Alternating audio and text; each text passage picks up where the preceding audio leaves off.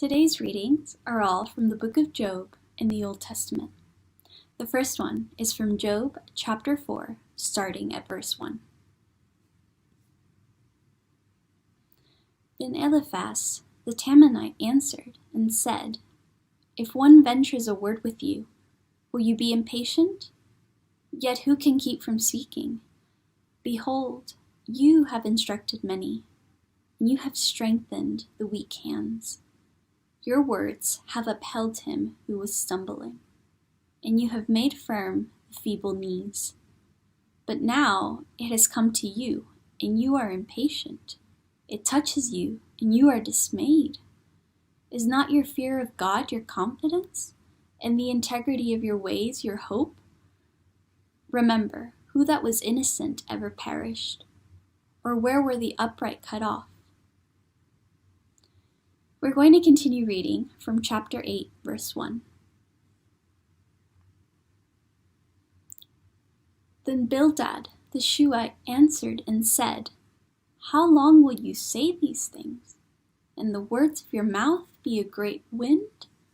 Does God pervert justice, or does the Almighty pervert the right? If your children have sinned against him, he has delivered them into the hands of their transgression. If you will seek God and plead with the Almighty for mercy, if you are pure and upright, surely then he will rouse himself for you and restore your rightful habitation. And though your beginning was small, your latter days will be very great." The last bit of the reading is from chapter 11, starting at verse 13. If you prepare your heart, you will stretch out your hand toward him. If iniquity is in your hand, put it far away, and let not injustice dwell in your tents. Surely then you will lift up your face without blemish. You will be secure and will not fear. You will forget your misery. You will remember it as waters that have passed away. And your life will be brighter than the noonday. Its darkness will be like the morning, and you will feel secure because there is hope. You will look around and take your rest in security. You will lie down, and none will make you afraid. Many will court your favor. But the eyes of the wicked will fail. All way of escape will be lost to them, and their hope is to breathe their last.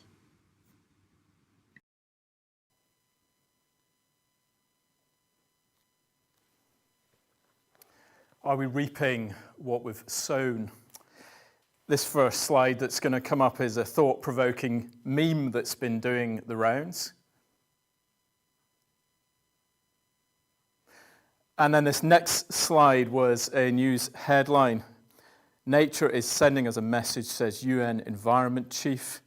The article suggests that it's almost always human behavior that leads a virus like this to impact humans.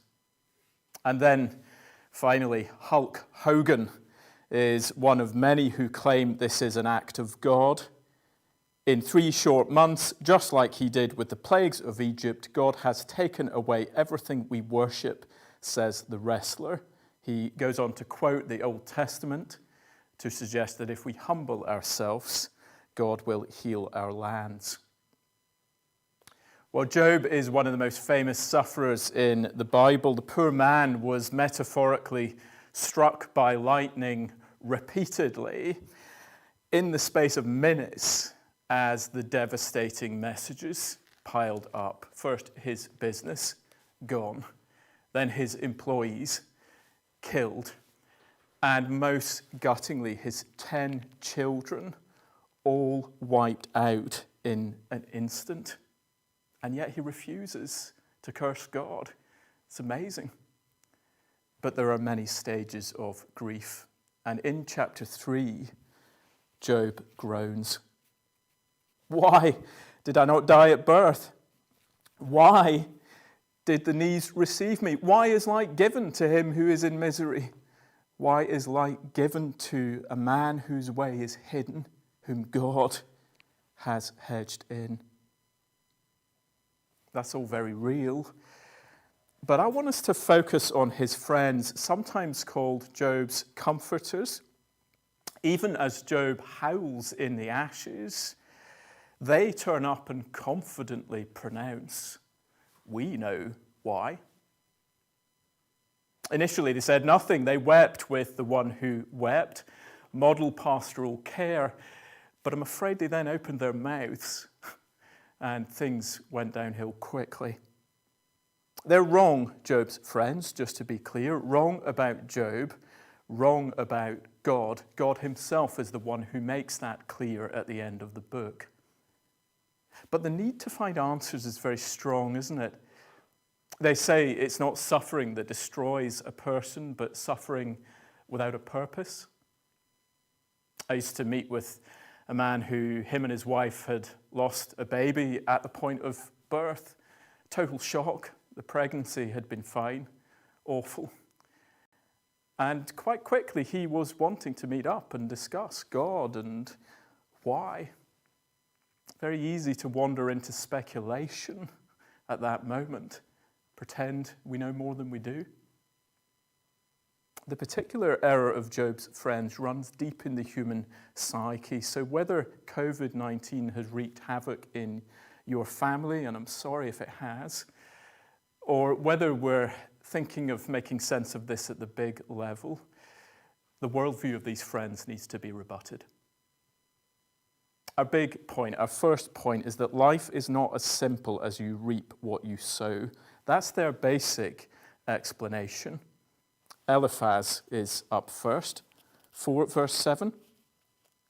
Remember who that was innocent ever perished, or where were the upright cut off?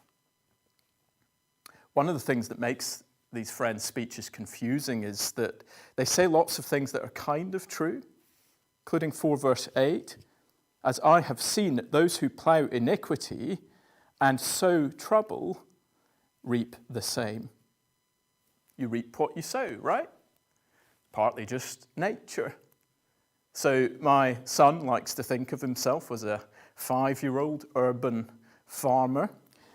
We're growing beans just out here, and obviously I tell him that he's an agricultural genius. But in fact, it's very easy, even in central London. You sow bean seeds, you reap beans. Watch people's lives unfold. You tend to see this principle worked out. So spend your whole time getting drunk, or as a gossip, or a cheat. Generally, there will be negative consequences. Abuse the planet. Sure, all kinds of knock-on effects, and there are plenty of theories at the moment about the loss of biodiversity, creating the conditions for a virus like this to flourish. And it's more than just cause and effect here. Verse 9 says, by the breath of God they perish, and by the blast of his anger they are consumed. We live in a moral universe where God sees and cares, where he punishes injustice. The wicked will perish on the day of God's judgment. You reap what you sow in that sense. The New Testament quotes this and agrees. But you see how Eliphaz has pushed this principle too far. Bad people come to ruin. You've come to ruin, Job. So what does that tell us about you? Verse 7, who that was innocent ever perished? Well, yes, you reap what you sow, but sometimes a brick just lands in your plant pot. And yet it's the same message from Bildad, the next friend, 8 verse 4. If your children have sinned against him, he has delivered them into the hand of their transgression. Remember, this man's children died instantly when a house fell on them. This guy is suggesting those children deserved it. Can you imagine saying that to a grieving dad? Great friends, so glad they came to sympathize.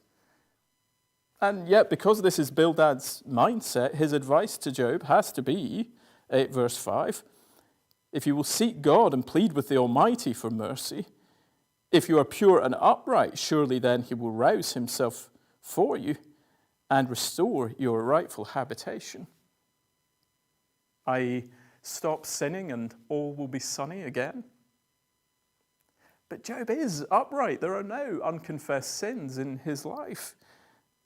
So far is the third friend, and I'd love to say it's so far so good, but so far no better, unfortunately, in chapter 11. And don't mishear this, it's right to warn about judgment. If you ignore God all your life, there will be consequences. You will reap what you sow. It's also true to say at the big level, our collective decision to ignore the Maker's instructions is what's led to this cursed and dysfunctional world that we experience, and where viruses like this are just one of the horrible consequences. But at the micro level of any particular disease or any particular individual's suffering, it's way too simplistic to presume that they are reaping the consequences of particular wrongs that they have done. In chapter 21, Job has some observations of his own, namely that the wicked prosper all over the place. Why do the wicked live, reach old age, and grow mighty in power? Their offspring are established in their presence, and their descendants before their eyes. Their houses are safe from fear, and no rod of God is upon them. They say to God, "Depart from us. We do not desire the knowledge of your ways." My gran died aged 99 just in October, and the other evening, suddenly on the BBC main news, the nursing home where Gran had lived was mentioned. Sadly, 20 elderly folk from there have passed away from coronavirus. At its crudest, the Friends' way of thinking is that those old people who died at Beerland's care home were worse sinners. But Job speaks to a more biblical reality. It may be that the elderly folk who've in that home always said, "Depart from me, God," are the ones who are still alive and warm in their beds. Well, so what from all of this? And I look forward to your questions. The number will come up on the screen, and we'll have a few minutes at the end to engage with some of those. The first implication I want to mention is about a right attitude to suffering and actually to prosperity. When I was young, we loved a movie called The Sound of Music. In those days, you had to actually go to what was called a video shop to actually pick up a cassette and watch the movie. And Mum would always say, "Get The Sound of Music." We would always come back with Star Wars. But anyway, there's a scene in The Sound of Music where Fraulein Maria and Captain Von Trapp are declaring their love for each other. And Maria is just amazed. She was poor, she was a nun, can't believe that the rich, handsome captain wants to marry her. She bursts into spontaneous song, as they do in musicals, and she sings this: "Nothing comes from nothing, nothing ever could. Somewhere in my youth or childhood, I must have done something good." Do you get the worldview? You could call it karma. Doing well, I must deserve it. Things going badly, I must deserve that too. And to be honest, it's how sufferers themselves often feel. You can see why it's compelling. It gives a sense of purpose. And it possibly gives a way out, because if I can correct my ways, maybe the suffering will end. Yes to cause and effect. Yes to negative behavior leading to negative consequences. Yes to, at the big level, sin leading to death and us all deserving God's judgment. But I'm afraid, Hulk Hogan, that it's wrong to presume the mind of God and pronounce that in a specific way we are reaping what we've sown in terms of his judgment right now. Jesus tells the people of his day very clearly, stop making that assumption. So God sometimes punishes nations for their sins in the Old Testament. That's what's going on now. How do you know? Or God always wants to bless his people with good health. So there must be something spiritually wrong, a lack of faith, if you've got the virus. Again, how do you know? If you're suffering, it means you must have unconfessed sin in your life. Well, there are a couple of places where the New Testament talks about God disciplining his children. Hebrews 12 is one. But in the context there, it's about the normal Christian life and struggles being a refining process that God uses to make us grow, rather than them being punished for any particular sin. So rather than asking, why has God caused this on us or allowed it, a better question from Hebrews 12 might be, how can we grow through this time? And at a general level, there'll be lots to say about environmental lessons learned, improvements we can make in preparing for pandemics, loads more to say on what we're learning about neighborliness and the importance of family life and just a simpler life. Christians will be finding all kinds of opportunities for spiritual growth in this time. Ask more about that in the question time if you want. And Jesus in Luke chapter 13 would say to all of us, the main issue is not what have we done or why are they particularly suffering? But Jesus would ask us to learn a lesson from any tragedy, to let this moment preach a sermon to us, as it were. And that sermon says, look at the fragility of life. Think urgently about the day you meet God and ask yourself, are you ready? So a right attitude to suffering. And then the second implication as we finish is about being more humble in what we think we know about God generally. When George Bush was the president of America, his defense secretary was a man called Donald Rumsfeld. This was in the era of the war in Iraq. And at one news conference, Rumsfeld was grilled on what was known of the Iraqi government's link to terrorists. Rumsfeld replied, there are things we know, there are things we know we don't know, and there are things we don't know that we don't know. The guy was lampooned for sounding nonsensical, but more careful observers realized he was onto something. See, whether you're talking about military strategy or response to a global pandemic, wisdom lies in being humble enough about the things we don't know, probably whole categories of knowledge that we aren't even aware of at the moment. And hasn't it been the case in the current crisis that the politicians who've sounded most careful and credible are the ones who've been most willing to admit bravely what they don't know? There's lots we know about God in the Bible, but we don't know why he's allowed COVID-19, and we mustn't pretend we do. Job's friends are so confident in the way they spout off. Where was the space for the spiritual battle? Satan is involved in Job's story. Do you know, our faith as we endure hardship is something that God might be using to show his glory in the heavenly places. Isn't that good of him that our little old lives could have such cosmic purposes? No space for that thought in the friends' way of thinking. And no space with them for a delay in God's timescale. We still live in the middle of the story where there are loose ends and unresolved tensions. They need a longer view to see the harvest reaped in that sense. Job will be vindicated in the end, as God in his goodness promises all those who trust him will be.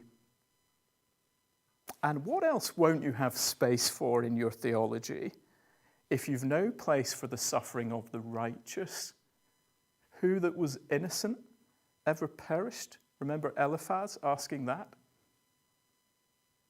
Well, God's answer to that question is to place a large wooden cross at the heart of the universe. totally contra human wisdom, and totally glorious. God's way is not to give us neat answers now to all of our why questions, but as we fix our eyes on the innocent one who perished on our behalf, we can be sure that God is good. Shall we pray?